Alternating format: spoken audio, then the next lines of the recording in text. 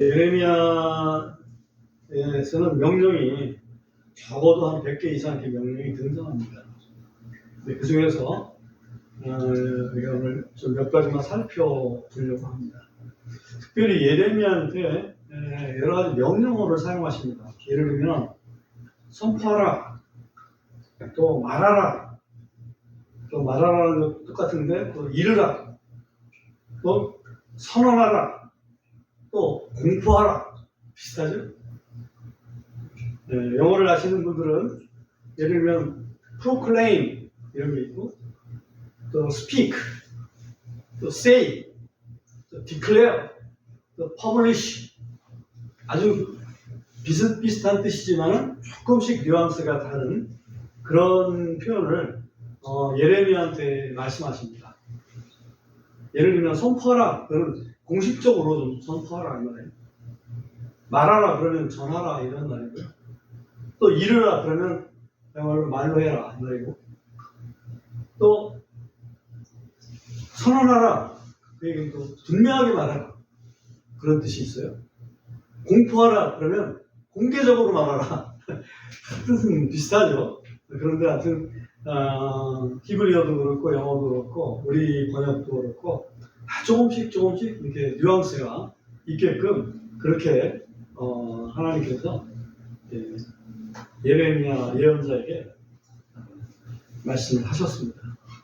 그 가운데서 몇 가지만 좀 살펴보려고 합니다. 먼저 예레미야 1장을 펴서 17절, 예레미야 1장 17절,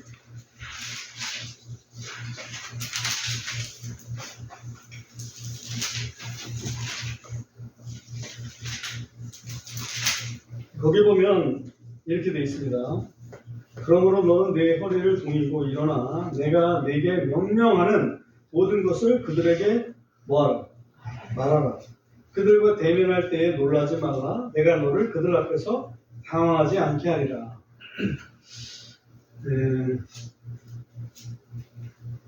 말하라 이렇게 말씀을 하셨습니다. 그거하고 유사한 말씀인데 한 구절 더 읽고 한번 보겠습니다. 예레미야서 26장 2절 말씀.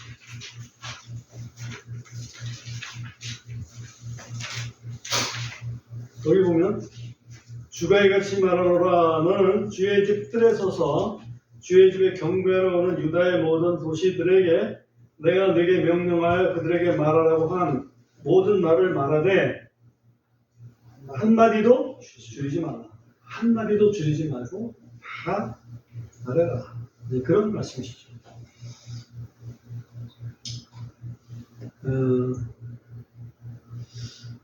예레미야 당시 바벨론의 침공이 있었습니다. 그렇죠? 바벨론의 침공이 3차례나 있었습니다. 그러니 사람들의 심기는 극도로 민감한 그런 상태였다 이렇게 볼 수 있습니다.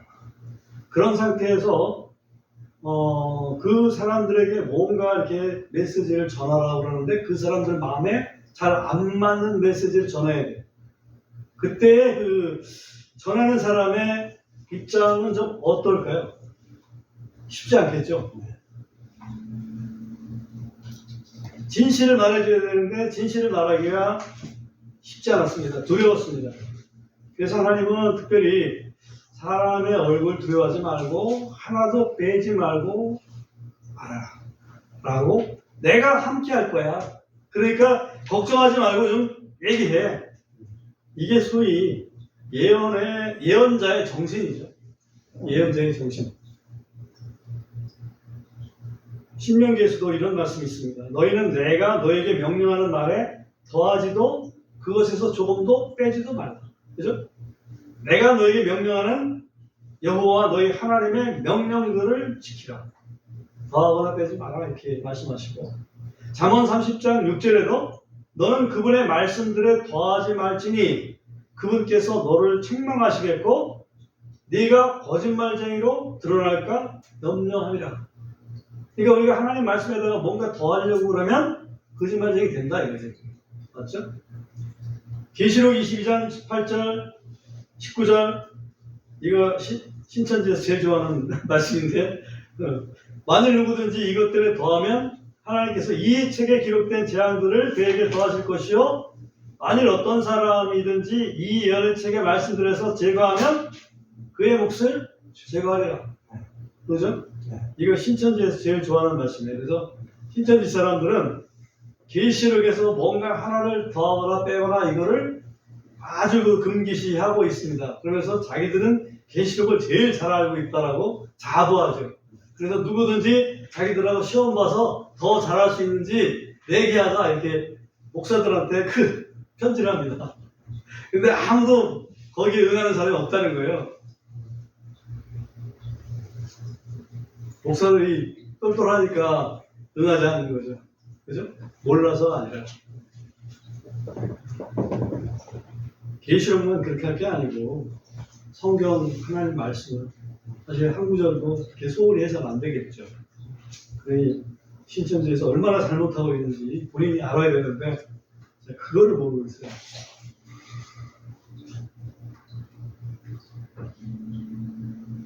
이 예언자의 정신에 대해서 한번 살펴봤고요. 두 번째 특이한 명령이 뭐냐면 예레미야 2장에 가서 19절을 읽어보겠습니다. 예레미야 2장 19절.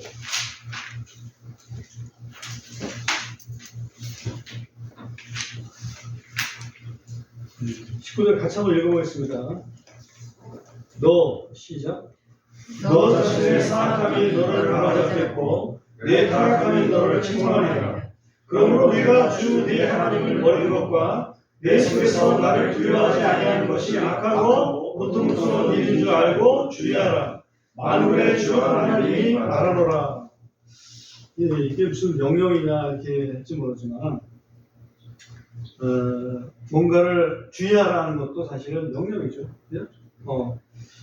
알아야 된다는 것도 명령이고 여기 보면 특별히 뭐가 잘못한 것인지 뭐가 너로 하여금 고통스럽게 만드는 것인지 그것을 여기서 분명히 말씀하고 있어요. 뭐가 악이고 뭐가 고통이라고 말씀을 했느냐면 주 네 하나님을 버린 것 그리고 나를 두려워하지 않는 것. 하나님을 마음속에서 버리고 게다가 하나님을 두려워하지 않는 것. 하나님 경외하지 않는 거죠. 한마디로. 그것이 결국은 악이다. 근데 악이라는 게 네가 악하다 그런 뜻이 아닙니다. 여기서 악이라는 것은 그게 네가 지금 당하는 화다 이런 뜻입니다. 네가 지금 어려움 당하고 있지. 왜 그런 줄 알아? 네 하나님 버리고 경외하지 않잖아. 그리고 그게 또 고통이야. 응? 고통을 당하는 이유가 그거야.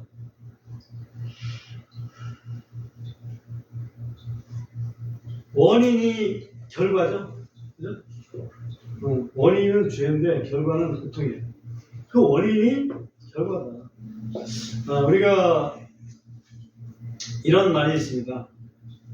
뭔가 취사 선택이라는 오늘 제목에서도 우리가 뭔가 천한 것은 버리고 귀한 것은 선택할 수 있는 그게 돼야 되잖아요. 근데 거꾸로 취사 선택을 하는데 귀한 것은 버리고 천한 것은 선택하는 그런 어리석음을 범할 수 있어요. 예를 들면 하나님을 버리고 우상을 섬깁니다. 그게 악이죠. 그게 고통이죠.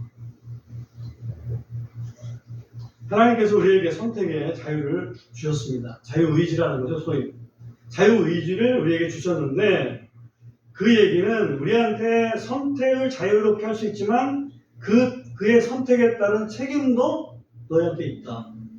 이거를 사실 주신 거예요.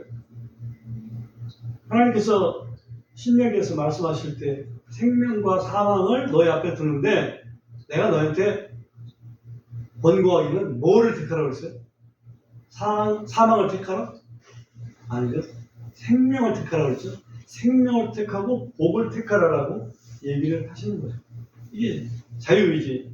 우리한테 선택의 기회는 있습니다. 그러나 우리는 다른 것을 선택해야죠. 그 다음에 세 번째 명령. 예레미야 4장 3절. 한참원서 4장 3절을 읽어보겠습니다. 이는 시작. 이는 주가 유다와 예루살렘 사람들에게 이같이 말하기 때문이니 곧 너희 묵은 땅을 갈고 가시덤불 속에 씨를 뿌리지 말라. 여기 보면 묵은 땅이 나오고 가시덤불이 나옵니다. 이거 비슷한 구절이 호세아서에 있는데 호세아서 10장 12절 한번 보고서 들어가겠습니다. 호세아서 10장 12절. 혹시 어느 분이 찾으셨으면 먼저 너희 자신을 위하여 의 안에서 심고 금일 안에서 거두며 너희의 묵은 땅을 부수라. 이는 지금이 주를 찾을 때니 마침내 그분께서 오셔서 의를 비같이 너희 위에 내리시리라. 예, 그러면 묵은 땅을 부수라 그랬죠? 왜냐하면 비를 내리실 거니까 하나님이. 그러니까 뭔가 하나님으로부터 받을 준비하는 게 그런 거겠죠? 다시 본문으로 돌아가서 한번 보겠습니다. 예레미야 4장 3절 보면 너희 묵은 땅을 갈고 가시덤불 속에 씨를 뿌리지 마라. 여기는 묵은 땅을 갈고 가시덤불을 제거하고 거기에다 씨를 뿌려라. 그런 얘기죠. 씨를 뿌리지 마라. 그러니까 씨를 뿌리지 마라 그랬네. 그게 아니고 씨를 그냥 묵은 땅에다 뿌리지 말고 가시덤불 속에 뿌리지 말라. 그 얘기죠. 헛되게.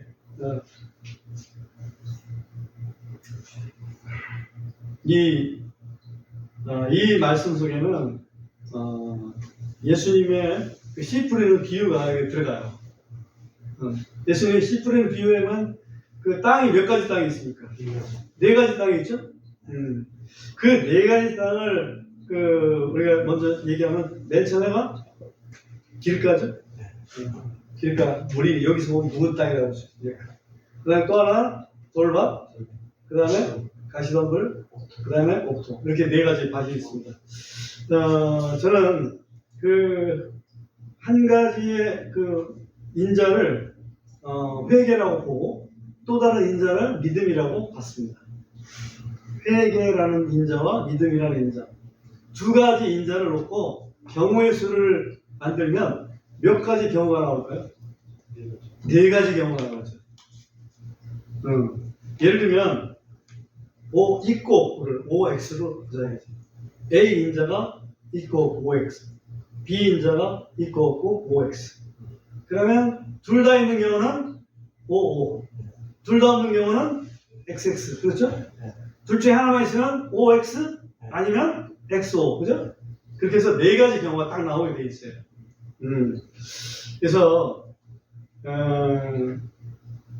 묵은 땅이라는 것은 믿음도 없고 회개도 없는 경우. 이해되나요? 믿음도 없고 회개도 없는 땅은 묵은 땅이에요.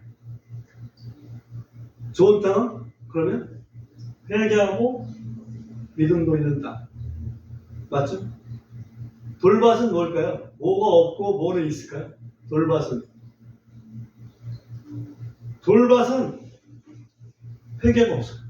믿음은 있는데 돌밭은. 그 다음에 가시밭은 뭐가 없고 뭐가 있을까요? 회개는 있는데 믿음이 없어요. 그러니까 회개는 있으니까 처음에는 뭔가 나는 것 같은데 믿음이 없으니까 그 다음에 잘하지 못해요. 그래서 묵은 땅을 갈고서 하라 이 말은 좀 회개하고 말씀을 좀 들어라 그 얘기죠. 회개. 내 생각 버리는 일이 회개입니다. 그리고 가시덤불 속에 씨를 뿌리지 말라. 그럼 가시덤불을 이렇게 제껴야 되는데 가시덤불은 그야말로 믿음인 거예요. 우리가 당하는 여러 가지 어려움들, 이런 것들, 유혹들, 이런 것들이 막 덮어서 믿음이 자라지 못하게 하잖아요.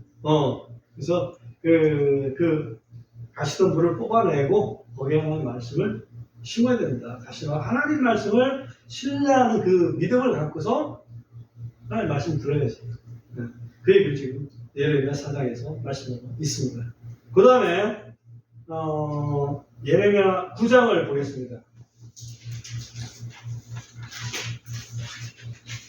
예레미야 9장 23절, 24절, 29절 한번 같이 한번 읽어보겠습니다. 23절 24절. 주가 시작. 주가 이같이 말하노라. 지혜로운 자는 자기 지혜를 자랑하지 말고 용사는 자기 힘을 자랑하지 말며 부자는 자기 부를 자랑하지 말라. 오직 자랑하는 자는 이것을 자랑하게 할지니 내가 땅에서 인자함과 공의와 의를 집행하는 주라는 것을 깨달아 나를 아는 것이라. 이는 내가 이들을 기뻐하기 때문이라. 주가 말하노라. 여기 보면 명령은 명령 같은데 뭐 하지 말라는 게 많아요. 자랑하지 말라. 자랑하지 말라가 있고 또 하나는 자랑하는 자는 이것을 자랑하라. 뭐 이렇게 말씀하시는 거예요. 특별히 뭐를 자랑하지 말라고 세 가지를 얘기했는데 자기 지혜 자랑하지 말고 자기 힘 자랑하지 말고 자기 부 자랑하지 말라. 사실 이게 얼마나 자랑스러운 거예요, 그죠? 자기 힘, 내가 힘세면 얼마나 좋아요. 그 다음에 내가 또 지혜로우면 얼마나 좋아. 그 다음에 또 여기 보면 내가 좀 있으면 얼마나 좋냐고. 얼마나 자랑스러워. 근데 그거 자랑하지 말라, 이거. 이게 사람들의 그 가치관하고 하나님의 말씀의 가치관하고 이게 차이가 좀 나는 것 같아요. 그러면서 자랑하려면은 나를 자랑해. 이 말이야. 자랑하려면 하나님 자랑해라. 딱 그런 거예요. 하나님이 어떤 분인 거를 아는 걸 자랑해라. 하나님 어떤 분이냐? 이거는 세 가지 나오죠. 인자함, 공의, 의를 집행하는 여호와다. 그래서 그거를 다른 말로 한다면 우리가 쉽게 할 수 있도록 예수님께서 너희가 작은 것들에 11조가 하지만 더 중요한 의와 인과 신을 버렸다라는 표현이 있잖아요. 그 의와 인과 신으로 매칭을 시키면 또 정확하게 들어맞습니다.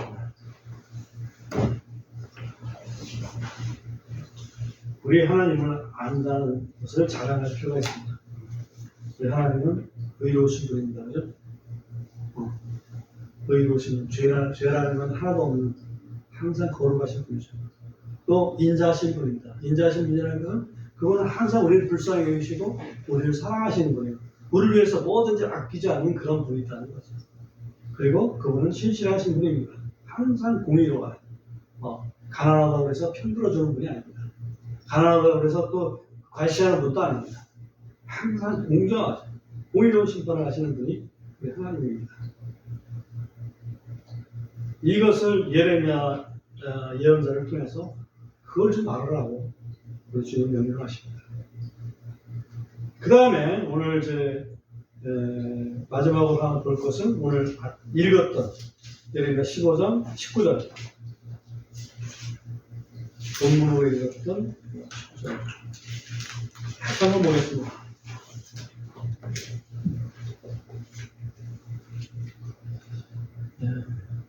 거기 보면 그러므로 주가 이같이 말하노라 여호와가 이같이 말하노라 만일 네가 되돌아오면 내가 너를 다시 데려오리니 네가 내 앞에 서리로다. 또 만일 내가 천한 것으로부터 귀한 것을 취하면 내가 내 입같이 되리라. 그들이 내게 돌아오게 하되 너는 그들에게 돌아가지 말지니라. 이 끝부분을 우리가 많이 연어서 들어봤죠. 그들이 내게 돌아오게 하되 너는 그들에게 돌아가지 마라. 우리 그리스도인들이 세상으로는 돌아가지 마라. 세상 사람들이 너에게 그리스도인에게는 돌아오게 하되 그 얘기를 하시는 거죠. 그러면서 그 앞에서 말씀하시는 부분이 천한 것으로부터 귀한 것을 취하면 내가 내 입같이 되리라. 천한 것에서부터 귀한 것을 취하면 이게 무슨 뜻일까? 여기서 우리에게 가르치시는 것은 무엇일까? 이 말씀을 참고하다가 떠오르는 단어가 진품감별사입니다. 진품감별사.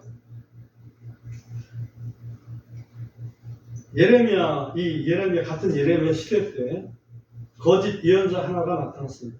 그 예언자 이름은 하나냐라고 하는 이름인데요. 바벨론에 의해서 예루살렘이 망했습니다. 지금 망한 상태인데 그때 갑자기 하나냐가 나타나가지고 얘기하는 거예요. 여호와 하나님이 바벨론 왕의 멍에를 꺾으셨어요. 그러니까 여러분 걱정하지 말고 조금만 더 기다리세요. 여호와의 집의 모든 기구를 2년 내에 여호와께서 다시 가져오실 겁니다. 라고 예언을 했습니다. 나쁜 예언 하나도 아니죠. 좋은 예언이잖아요. 그죠? 지금 예루살렘 다 끌고 갔는데 하나님이 그 바벨론 왕이 우리한테 메었던 멍에 다 꺾어버리셨어요. 환상중에서 자기 본이 들었다는 얘기지. 그래서 걱정하지 마세요. 2년만 참으세요. 왜 2년을 참으라 했을까는 이해가 안 돼요. 그러나 아무튼 걱정하지 말고 있어라. 예레미야는 70년 있어야 된다고 했거든요. 이게 거짓 예언자였죠. 근데 거짓 예언인지 참 예언인지 분별을 어떻게 할 것인가? 분별을 할 수 있으면 그건 내 입같이 되리라 이 말이에요. 청한 것에서 귀한 것을 이렇게 취할 수 있으면 예레미야한테 하신 말씀이에요. 네가 거짓 예언에서 참 예언을 끄집어낼 수 있으면 그 말이죠. 그러면 너는 내 입같이 되겠어. 넌 내 예언자가. 하나냐 같은 그럴싸한 예언도 분별할 수 있어야 되는 거예요. 그거 어떻게 하겠어요? 한 2년 후에는 올 거야. 하나님 내한테 보여주셨어. 그럼 미래일아니에요. 미래일이니까 아무도 모르는 거야 지금. 그렇지만 예레미야에게는 알려주셨다. 고린도전서 14장 29절 한번 보겠습니다. 고린도전서 14장 29절. 여러분 찾으시면 빨리 읽어주세요. 예언자들은 불이나 셋이 말하고 다른 사람은 판단할 뿐이다. 네. 여기 교회에서 누군가 갑자기 예언을 한다고 해보자고요. 근데 우리 교회는 제가 설교하는 거 말고는 거의 말씀을 잘 안 하시기 때문에 해당이 없습니다만은 혹시나 우리 예배 드리고 있는 어떤 사람이 갑자기 일어나서 제가 잠깐 예언을 좀 하겠습니다. 이따가 3시에 비가 오겠습니다. 누군가 얘기를 했다고 치자고. 그러면 그 예언을 들은 사람들이, 예언을 하는 사람들이 두세 사람 얘기할 수 있는, 예언할 수 있는 기회는 주고, 나머지는 그 예언이 정말 하나님께로부터 온 예언인지 분별을 좀 해라. 그 얘기죠. 진품 감별사가 되라. 최근에 제가 요즘에 유튜브에 로직 뭐라 그러지 그걸? 알고리즘이라고 그러나요? 유튜브의 알고리즘이 이렇게 정해 있는 것 같아요. 자기들이 몇 가지 이렇게 보면 거기에 맞는 것들을 막 소개해줘가지고 유튜브에 막 뜨는 거죠. 그래서 그 휴거에 대한 것을 몇 개 이렇게 봤더니 계속해서 막 떠요. 뜨는데 내용이 거의 같아요. 무슨 얘기냐면 2025년 9월 23일 또는 24일에 휴거가 일어날 것이다. 그 예언이에요. 그 예언이 남아공의 조슈아라고 하는 예언자가 처음에 예언을 했어요. 그 예언을. 남아공에. 근데 그 이후에 그 조슈아의 옆에 있는 사람들 뿐만 아니라 독일 사람, 또 호주 사람, 또 미국 사람, 또 심지어 인도 사람까지도 그 조슈아가 예언한 그 예언이 자기들도 맞다라고 성령께서 알려주셨다. 이런 얘기를 막 합니다. 저도 생각을 해봐야 될 거예요. 나도 휴거를 굉장히 사모하고 있는 사람인데, 그리고 휴거가 절기상으로는 분명히 나팔절에 일어날 건데, 유대인 달력으로 올해 나팔절이 언제냐면 9월 22일이에요. 유대인 달력으로 9월 22일이니까 우리는 9월 22일 다음쯤 되겠죠. 그죠? 그러면 9월 23일도 그 다음 어떻게 바로 이어져 있다 이거지. 근데 왜 이 사람들 9월 23일 또는 9월 24일이라고 얘기하냐라고 근거를 얘기하는데, 근거가 이게 나팔절이 7월 음력이니까 7월 1일이에요.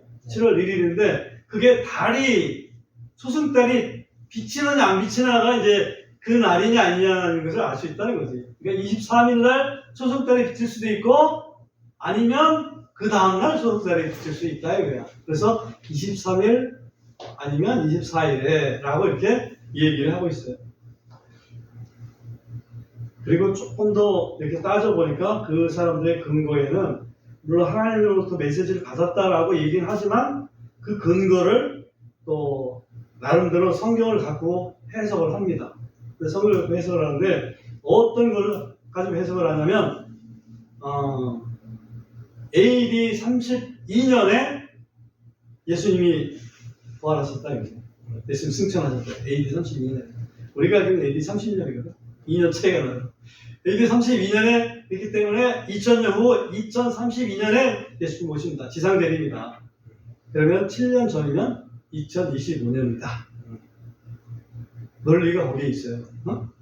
그럼 AD 30년이 뭐죠? 그거야? 32년이 아니고.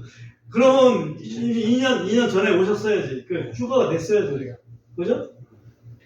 그래서 기본적으로 그 시점이 자기들 나름대로 계산을 했다. 이게 문제가 있다는 생각이 들고요. 또 하나는 분명히 하나님 말씀에 보면 예수님께서 말씀하셨지만은 내가 언제 올지 그 시간, 그 날과 그 시간은 천부께서만 아신다. 하늘에 있는 아버지만 아신다.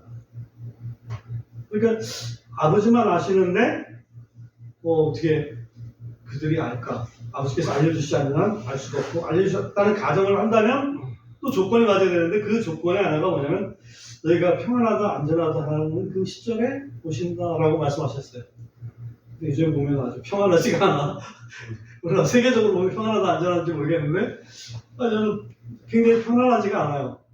굉장히 불안합니다. 그래서 이분의 메시지가 자기 생각일 수 있다. 우리는 언제 오셔도 사실은 이상한 건 없어요. 언제 오셔도. 저는 내일 오늘 밤에 오셔도 이상할 건 아니다. 그렇게 믿습니다. 그 믿음을 갖고 있어요. 네, 그렇지만 만약에 내일 오신다 그러면 내가 오늘 뭘 할 건지. 예를 들면 1992년 10월 28일 날 주님 오신다 그래서 사람들이 흰 두루마기 입고 막 기다렸잖아요. 그게 맞는 얘기냐는 거지. 그게 맞는 얘기는 아닐 거라고 봅니다. 왜냐하면 롯이 소돔과 고모라가 내일 망할 거야. 그걸 알았을 때 롯이 한 일이 뭡니까? 자기 예비 사위들 찾아서 야 내일 망해. 그러니까 빨리 나가야 돼. 제발 좀 내 말을 믿어. 그렇게 했죠. 그죠? 그러니까 우리가 내일 망한다 그러면 오늘 내가 해야 될 일은 그 기다리고 있어야 되는 게 아니고 내가 이 주님 보고 어떻게든지 이 복음 가지고서 가서 얘기를 해줘야지. 내 사랑하는 사람들한테. 그죠? 주님 오시는데 큰일 났어. 준비해야 돼. 예수님 영접해야 돼. 다른 건 몰라도 예수님 영접해야 돼. 그렇게 하고 다녀야 되는 거 아니에요? 그죠? 어디 모여서 그냥 이렇게 기다리고 있는 게 아니고 우리가 해야 될 일은 그겁니다. 그러니까 우리가 해야 될 일은 바른 믿음을 갖고 있어야지. 그래서 오늘 그 예레미야의 100여 개 이상 되는 명령 중에서 저는 한 5개 정도 이렇게 골라봤어요. 첫 번째 했던 게 내가 말하는 거 그대로 전해라. 두 번째 했던 게 너의 그 고통은 하나님을 버린 거. 그죠? 하나님 버린 게 고통. 그 다음에 세 번째 했던 거는 묵은 땅을 갈고 가시던 불 이렇게 다 뽑아내라. 회개와 믿음. 이거 강조하신 거고요. 그 다음에 네 번째는 하나님은 의와 인과 신의 하나님입니다. 그죠? 그러니까 우리가 우리의 힘, 우리의 부, 우리의 지혜 장하지 말고 하나님 의지를 알아야지. 그죠? 그리고 마지막으로 우리가 분별해야 돼. 어떤 게 진짜 하나님 말씀인지, 어떤 게 자기 생각인지 분별해야 돼. 이 5가지 명령을 오늘 예레미야서를 통해서 살펴봤습니다. 하나님 말씀을 우리 마음속에 항상 심어서 열매 맺을 수 있어야 되겠습니다. 그죠? 아멘. 네.